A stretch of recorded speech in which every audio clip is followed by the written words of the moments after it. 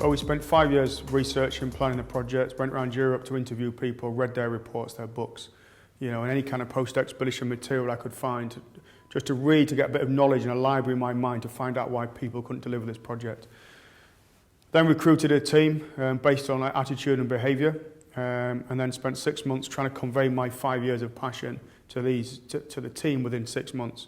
And we had a master plan. We had the Keep Walking plan, we had a fantastic 7-stage plan, micro-planned to every hour, every mile of the trip to the North Pole. But the good thing about the plan was, one, I gave the plan to every single team member. So they had that stapled into the front of their diary, so they had the information constantly. So we're all reviewing progress on the same sheet, on the same plan. But also we had a very flexible mindset, mindset that enables us to adapt to certain circumstances. The North Pole is 1,000 kilometres away. It's a massive goal, it's a huge target, and there's so many things that can affect that plan over 1,000 kilometres that you can't encounter for. You can have a process, if the weather gets bad, we do this, but you don't know how that's going to affect your daily results. So I think for us, we got a third of the way there, and we lost 2 team members through injury. So we're physically down to 2 people. So we've lost the physical strength of half the team. So our plan had to hugely adapt. We had to lighten our load. So, without treading on safety too much, we had a choice. We could walk around big obstacles, but we're walking into failure.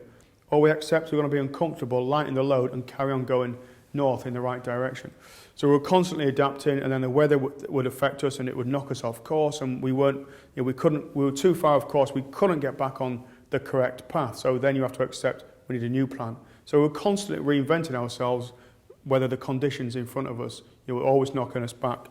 So I think being able to create as many different options as possible under pressure is key to success, and not taking that path of least resistance. When things get tough, you just jump in with the best resource. We had no support, so we didn't have the luxury of saying, well, we've eaten all the food, or we've broken all the skis. We've got to really look after the team, the resources, and the plan. So being very flexible, but you need that up in your mind, not just in a flexible team. You actually need to be able to think, there's another way through this, there's another way around this. We've got to come up with a new plan.